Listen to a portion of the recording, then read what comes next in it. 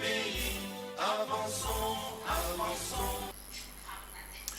Mesdames et messieurs, bonsoir ou bonjour selon l'heure à laquelle vous allez devoir suivre cette émission que vous aimez beaucoup.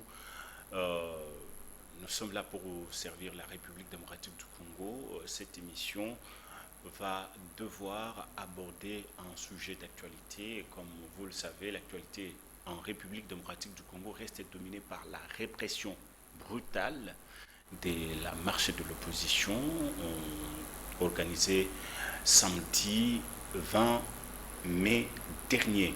Alors, pour en parler, nous avons le réel plaisir de recevoir sur ce plateau Dio Chibwabwa Ngandou. Il est secrétaire national en charge de la promotion des technologies de la communication et gestion des projets au sein de l'UDPS Kibasa. Dio Chibwabwa, bonjour. Bonjour, Monsieur Félix. Bienvenue à cette émission.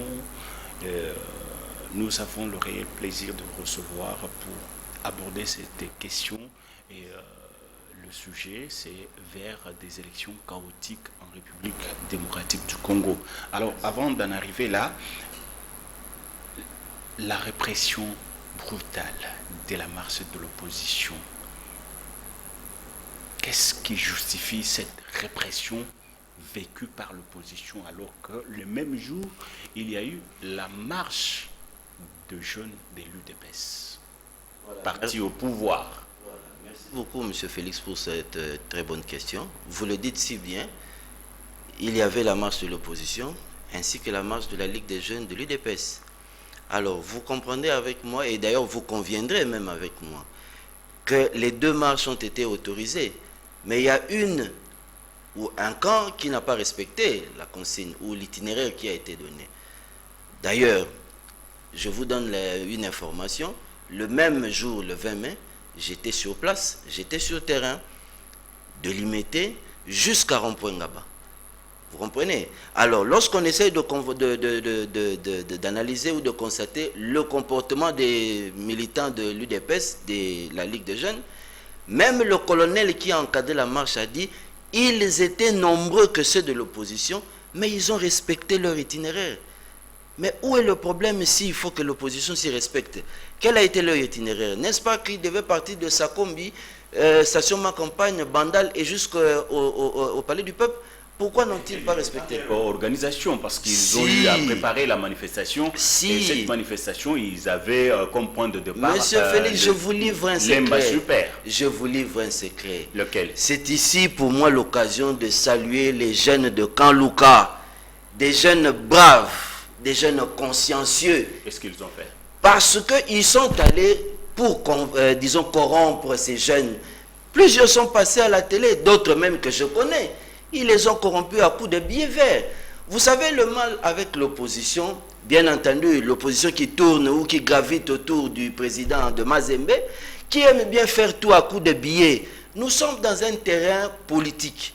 Nous ne sommes pas dans un terrain de sport où il faut essayer de motiver ces militants pour essayer un peu d'encourager les joueurs qui sont sur le terrain. Nous sommes sur un terrain politique. En politique, il ne s'agit pas de corrompre. En politique, il s'agit de la conviction. Je vais vous donner même l'exemple du feu Étienne Tshisekedi. Je vous donnerai même l'exemple du feu Frédéric Kibasa Maliba. Ce sont des grands messieurs qui ont embrassé cette carrière, non pas à coups de billets. Parce que lorsqu'ils étaient avec Mobutu, à l'époque, n'est-ce pas que c'était des grands messieurs? N'est-ce pas qu'ils occupaient des fonctions, des hautes fonctions dans ce pays? Mais ils ont dit non. Ils ont suivi un idéal. Ce n'est pas quand on vient en politique où il faut essayer de mettre l'argent en avant pour dire, bon, je vais essayer de... Non. C'est-à-dire qu'ici, je loue la bravoure, la conscience élevée même des jeunes de Kanlouka qui ont compris, qui ont dit, depuis que nous sommes ici au Kanlouka, depuis que Kanlouka et Kanlouka, comme on les appelle, Banaya État, depuis qu'ils sont là, personne n'a pensé. Si Moïse Oukatim pense aujourd'hui donner des coups de billets parce qu'il doit appeler les gens à la marche, qu'est-ce qu'il a déjà fait en avant? Vous pensez que les Congolais ou les Kinois sont dupes? Voilà pourquoi. Vous dites qu'est-ce que Katumbi a déjà fait? Il était gouverneur et est-ce que vous pensez qu'à son époque il n'avait rien fait? Il était en même temps député provincial et puis en tant que président du tout-puissant Mazembe, l'un des grands clubs de la République démocratique du Congo. Permis à avoir ou à se faire cette santé financière. Qui ne le sait pas? Il est déjà d'une famille riche. Je suis de la génération Mobutu. Il est d'une famille riche. Je suis... Personne non, ne peut l'ignorer. Ne me dites pas ça.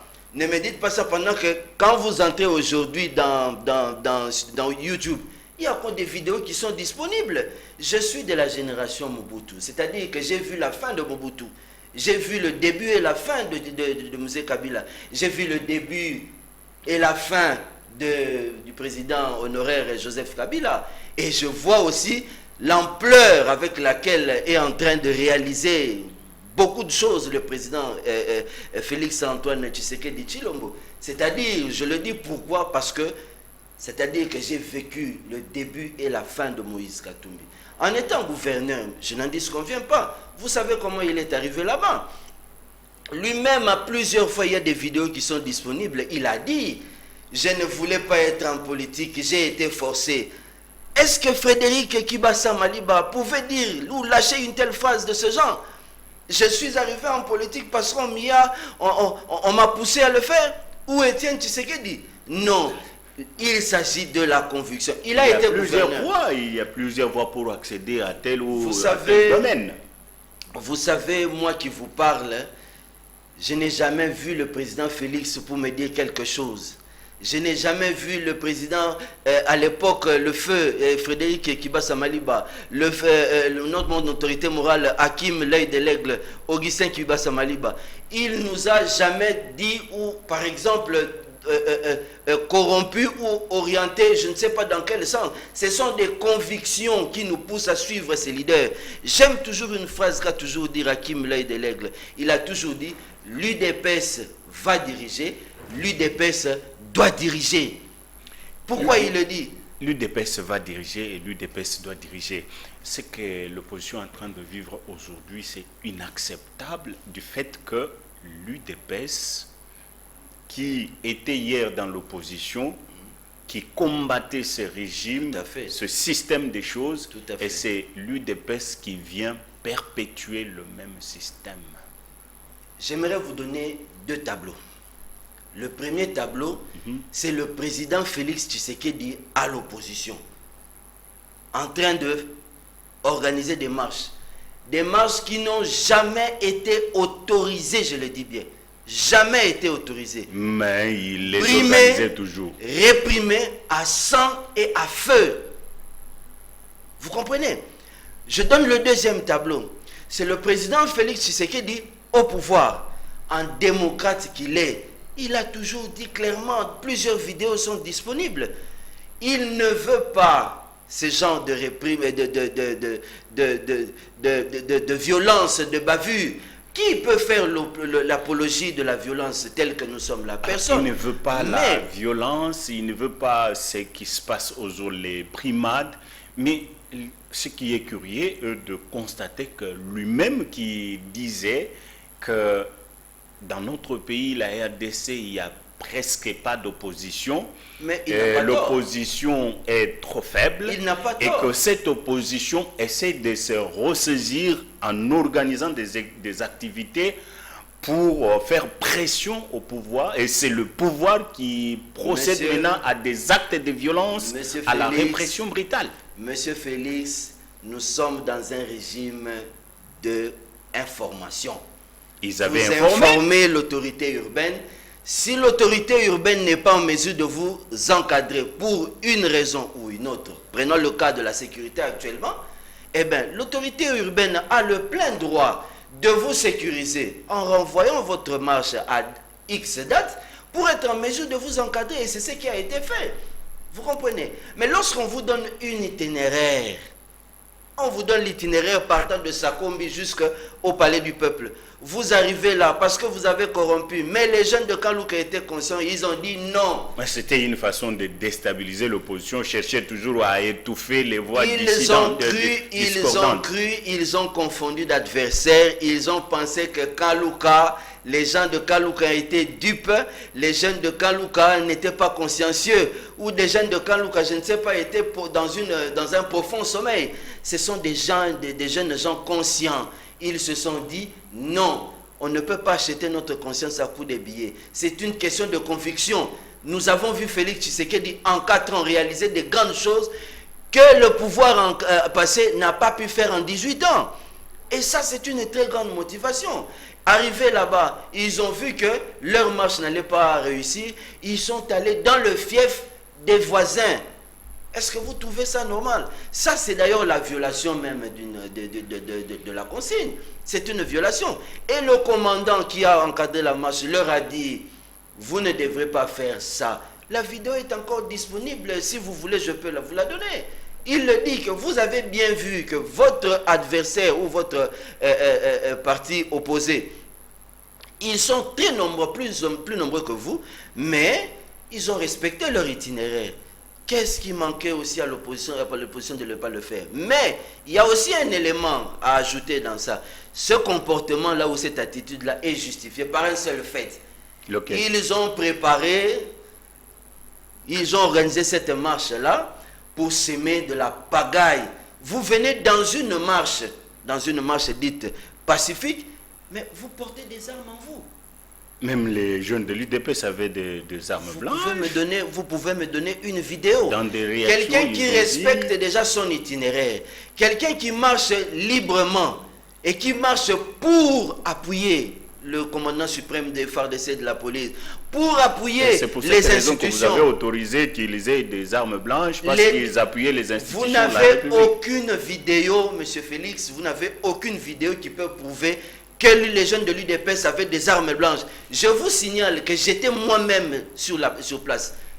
J'étais là. Monsieur Djo, je ne vais pas vous raconter des salades. Djo Bois, secrétaire national de l'UDPS Kibassa, nous allons d'abord suivre une vidéo et puis nous allons continuer notre émission. La régie, si la vidéo est prête, on peut nous la balancer.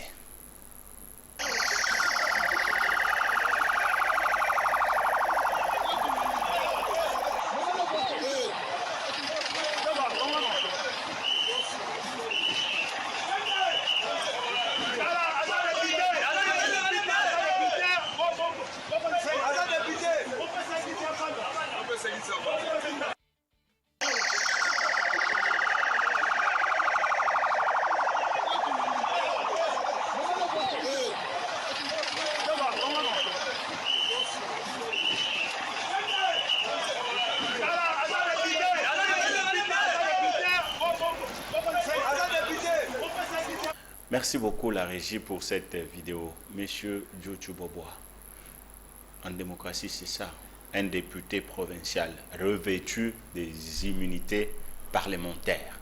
Vous savez ce qui est grave dans cette vidéo?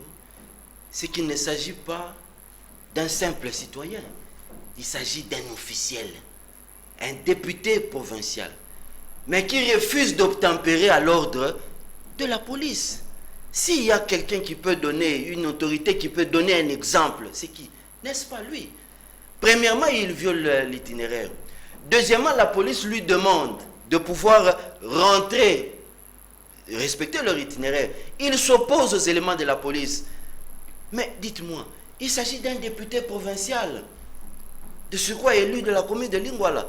Vous pensez vraiment que les habitants de la commune de Lingwala seraient contents de constater, de voir que leur élu, la personne sur qui ils ont placé leur espoir pour porter leurs problèmes, leurs désidérateurs à l'Assemblée provinciale, se comporter de la sorte? Vous pensez vraiment qu'ils seront contents?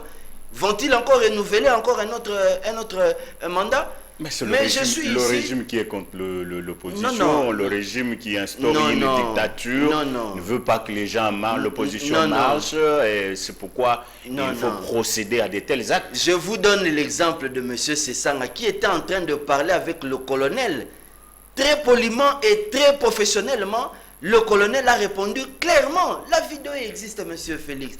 Pourquoi pas on a brutalisé le député Sessanga? Pourquoi ne l'a-t-il pas brutalisé? Aucune vidéo ne peut montrer qu'on a brutalisé Sessanga, qu'on a brutalisé Matata, qu'on a brutalisé Katumbi ou encore M. Fayoulou. Mais pourquoi c'est seulement M. Mike, le député provincial? C'est parce qu'au préalable, il y a eu une vidéo où les membres de son parti promettaient déjà que Makila Ekotanga, Batubako Koufa. Vous avez la vidéo, est encore disponible. La force reste à la loi. La seule personne qui a le monopole de la violence, dans le respect des règles, c'est la police. Et quand vous voulez tenir tout un peuple, tout un pays en étau par un groupe d'individus, le peuple va s'y opposer. Quel est ce groupe qui veut prendre le pays en otage? Ils ont dit, c'est le pouvoir. Ils ont dit clairement que nous avons le peuple avec nous. Mais je vous dis que j'étais à la marche. Vous avez en face de vous quelqu'un qui a vécu les choses authentiquement, qui les a vécues lui-même. J'étais à la marche. Ils dénonçaient la les vie jeunes, chère, ils dénonçaient l'insécurité. La Ligue des jeunes était nombreuse. Ils étaient nombreux, je vous dis. S'ils avaient le peuple avec eux, mais si le problème s'est posé à Super Lemba ou vers Kianza, mais la ville de Kinshasa n'est pas simplement située à Kianza.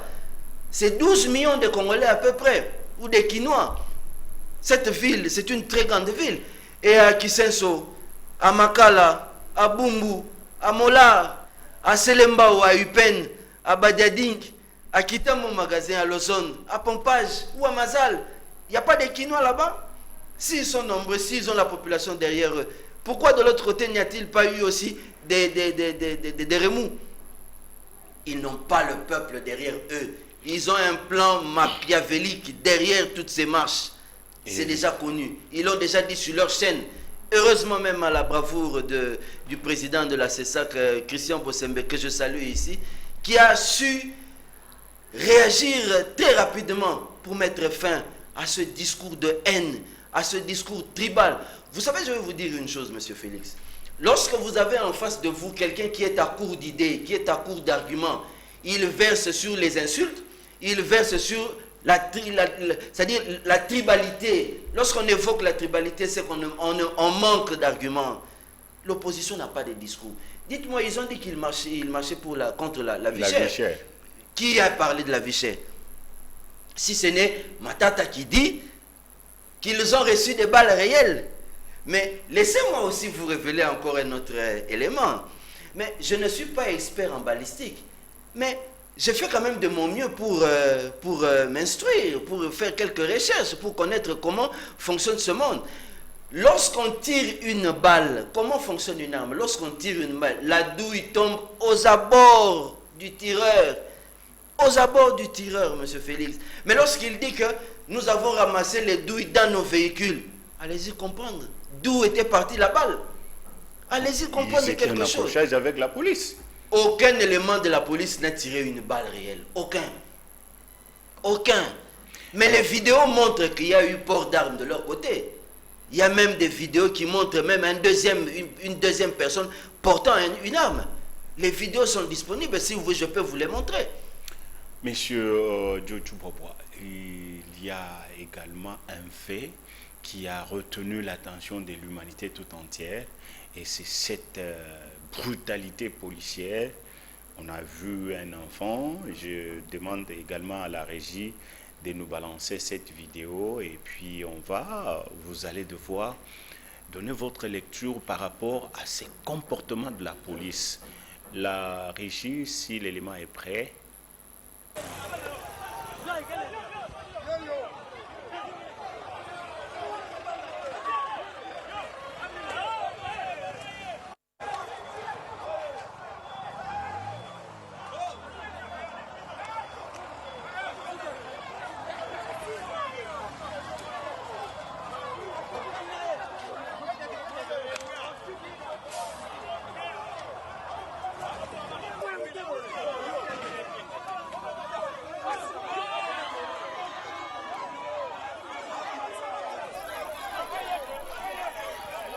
Monsieur Jojo Bobois, vous venez de suivre la vidéo. C'est un comportement que personne ne peut applaudir. En tant que parent, je pense qu'à ce niveau-là, la police a failli. Mais je ne m'arrête pas seulement à condamner la police. Parce que personne, je l'ai dit au début, personne ne peut faire l'apologie de la violence, et encore sur un mineur. Personne ne peut accepter ça. Ce sont des faits à condamner. La justice déjà s'en charge. Les éléments qui ont commis cet acte-là sont déjà devant la justice. Mais permettez-moi de poser quelques bases. Qu'est-ce qui a poussé les éléments de la police à agir de la sorte? S'il n'y avait que la vidéo que vous venez de balancer, là, ça allait être un problème. Heureusement, nous sommes à l'ère des nouvelles technologies. Il y a eu plusieurs vidéos qui ont montré ce petit garçon, vraiment qui me fait très mal, à la première ligne. À la première ligne, en train de jeter des pierres, en train de lancer, casser la police. Mais et d'ailleurs, oui, c'est bien, il peut être animé par une fibre patriotique de se dire que non, moi aussi, j'ai le sang congolais qui bouillonne en moi, je vais marcher pour dire non à la vie chère, pour dire non à l'insécurité. Est-ce que cela peut donner au pouvoir à la police de maltraiter j'ai condamné le comportement de la police, mais je condamne aussi la cause. La cause. J'ai vu une vidéo après où les parents sont venus en disant que non, moi, Nanabiso, tout ça. C'est de l'irresponsabilité. Lorsque cet enfant-là est sorti. L'irresponsabilité des parents. Des parents, bien sûr. Justement. Voilà pourquoi, lorsque l'État est en train de poursuivre les Koulouna, est en train de contraindre la violence juvénile, mais bien sûr urbaine, mais dites-moi, où sont ces parents? Ces parents ne sont là que lorsque la police interpelle leur enfant? Non. Je pense que c'est ici l'occasion de condamner l'acte, mais aussi d'encourager la police à pouvoir faire mieux, mais aussi de condamner les parents de cet enfant-là. D'abord, c'est là que nous pouvons mettre un accent particulier. Comment expliquer qu'un parent responsable parvienne à laisser un enfant de tel âge se mettre en route où l'on sait qu'il y a une manifestation, on ne sait pas comment elle va aboutir et on abandonne un tel enfant en cours de route. Quel conseil vous pouvez prodiguer aux parents qui ont des enfants, et même si l'enfant est téméraire, mais on peut quand même savoir comment encadrer ses enfants? Monsieur Félix, vous savez, je ne suis pas issu d'une famille richissime, non. Je suis issu d'une famille modeste. Vous comprenez? Mon père n'avait pas, je ne dirais pas tout le pays derrière lui, mais il a su quand même avec ma mère me donner le minimum, c'était les études. Vous comprenez?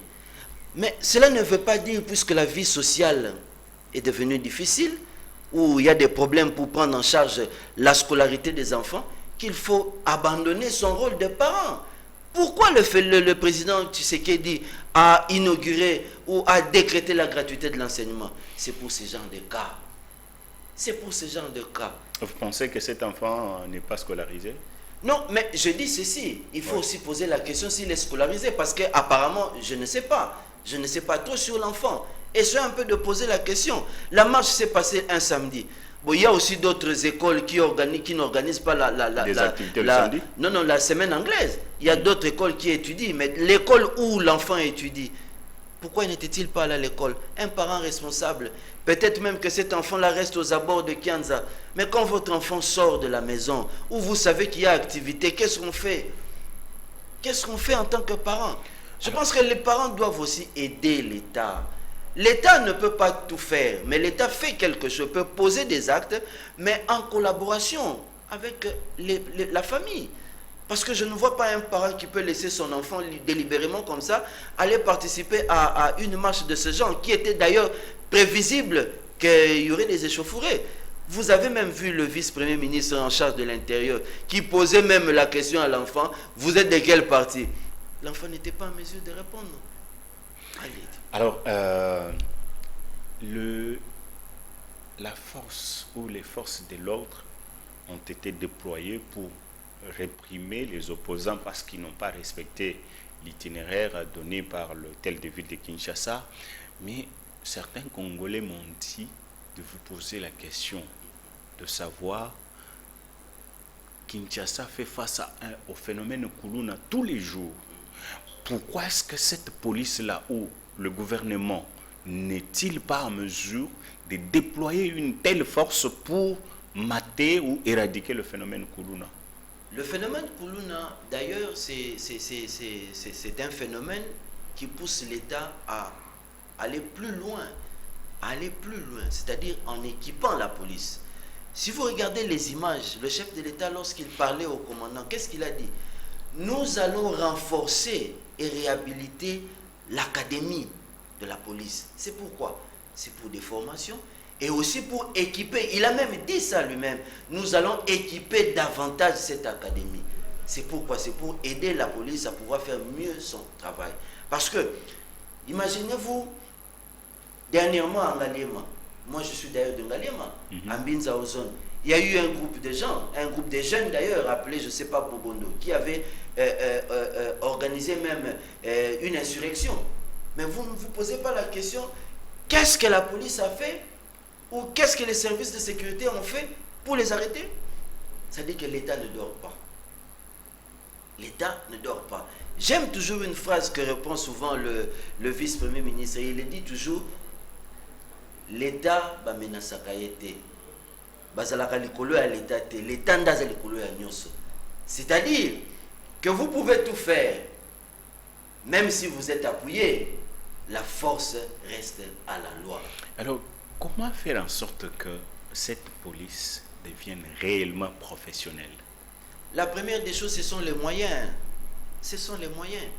Vous savez que cette police, pendant 18 ans, elle a été abandonnée. Elle a été au service des brimades. Ça a été une police au service des sales boulots. Vous le savez.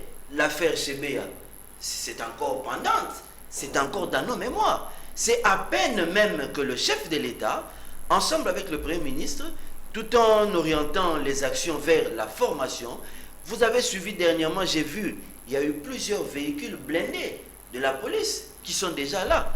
C'est-à-dire que le chef de l'État est en train vraiment de faire un effort en des temps difficiles où à l'Est, la situation n'est pas bonne, quand bien même que nous sommes sur une bonne voie, mais le chef de l'État est en train de réaliser des miracles en des moments difficiles, mais la police est en train d'être dotée de mieux en mieux.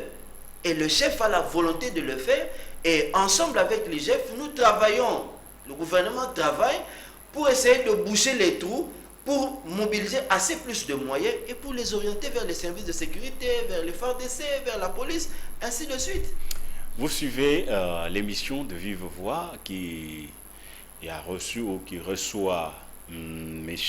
Diotu Boboa, secrétaire national en charge de la promotion des technologies de la communication et gestion des projets au sein de l'UDPS Kibassa, parti cher à Augustin Kibassa Maliba. Vous voulez contribuer à cette émission, vous voulez participer à cette émission, le numéro est affiché au bas de l'écran. N'hésitez pas à nous envoyer vos propositions, n'hésitez pas à nous envoyer vos remarques, vos suggestions ou chercher à participer. L'émission est ouverte au public. Diotu Boboa, quand même, le chef de l'État a essayé de remonter le moral des uns des autres. Est-ce que ça va apaiser la situation? Avec une visite de réconfort aux policiers victimes et aussi à l'enfant qui a été... J'ai vu à la télé un député national versant des larmes sur une chaîne de télévision disant que cet enfant a été tué par la barbarie de la police.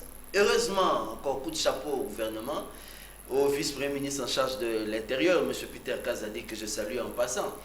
Il est allé sur place pour voir si cet enfant-là, c'est-à-dire voir l'état de santé de cet enfant. Il a été déjà pris en charge.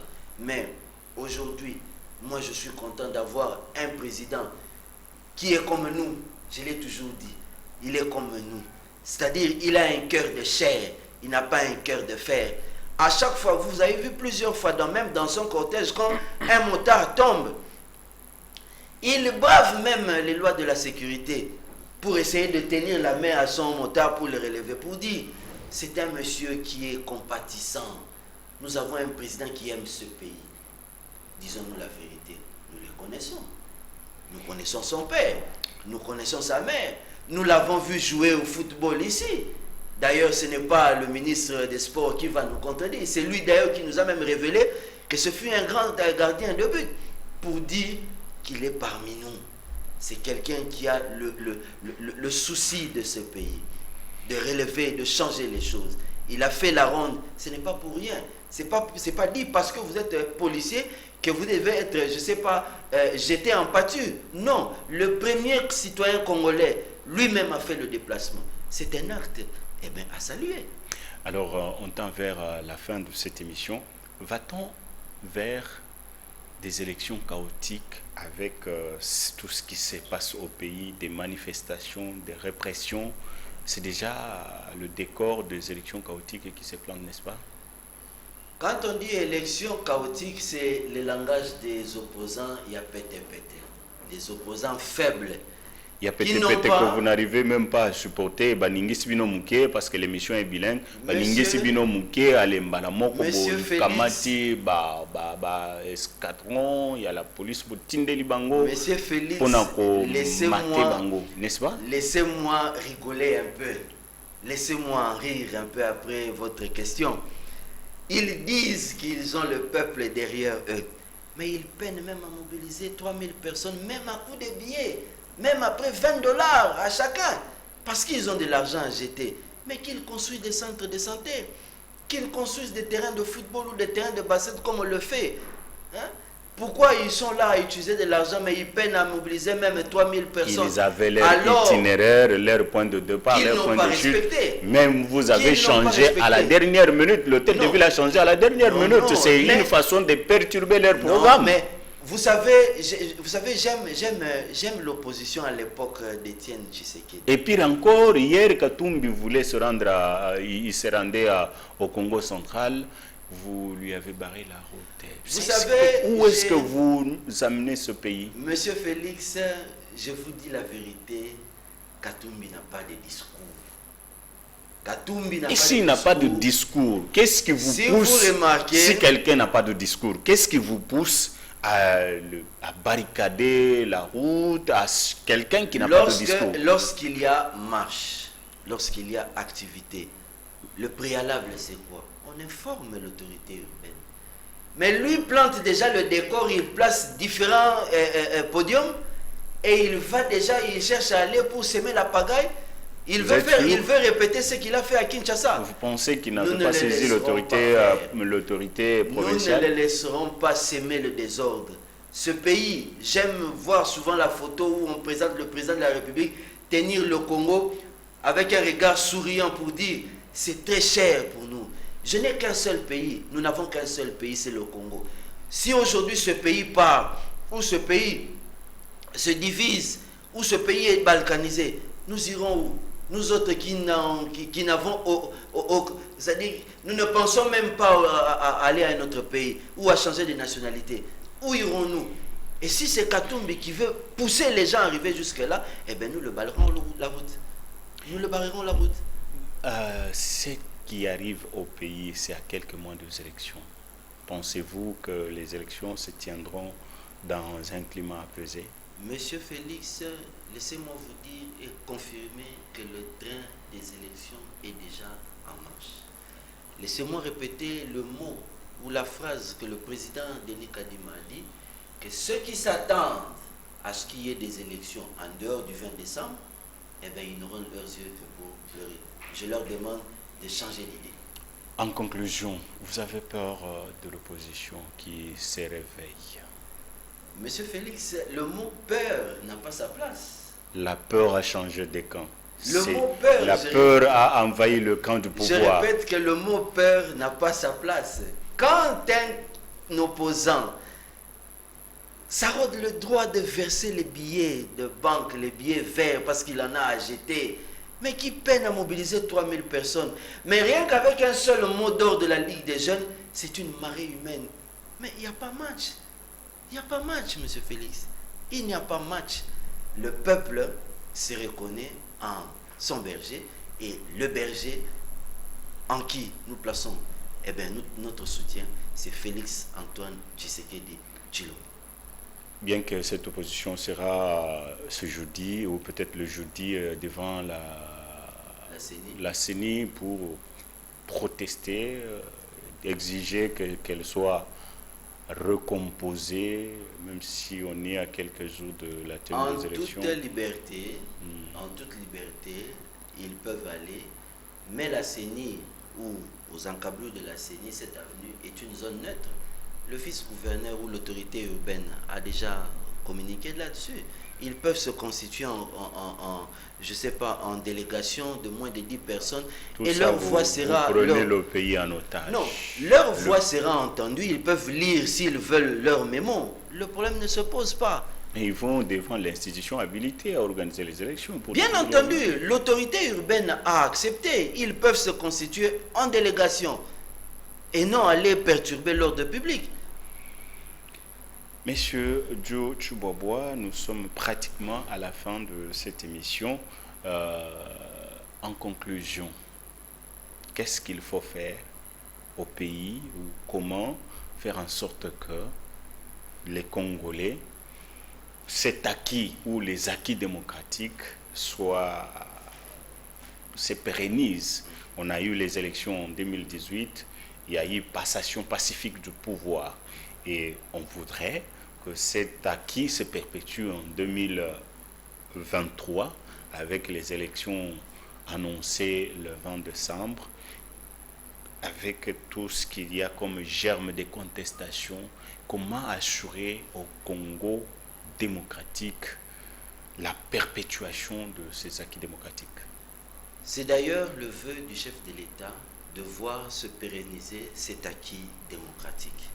Il a même dit lui-même que je ne compte pas glisser, je ne compte pas m'éterniser au pouvoir. Il a dit, il a une ferme volonté à ce niveau-là. Et d'ailleurs, ce n'est pas lui qui va procéder à des glissements comme l'a fait l'ancienne administration, l'ancien régime. C'est-à-dire, le 20 décembre, il y aura bel et bien élection. Je demande aux opposants, en lieu et place d'aller troubler l'ordre public, qu'ils aillent fidéliser leur base s'ils en ont. Merci beaucoup, Joe Tshubwabwa, secrétaire national en charge de la promotion des technologies de la communication et gestion de projets de l'UDPS Kibasa. Cette émission est arrivée à la fin. Mesdames et messieurs, merci de votre fidélité, merci de l'avoir suivi. Merci également à l'équipe technique qui nous a accompagnés derrière la caméra, Doudou Kasuba, à la régie Tati Kassa. Merci beaucoup à tous ceux qui ont contribué à préparer cette émission. Je vous fixe rendez-vous au prochain numéro. Au revoir. La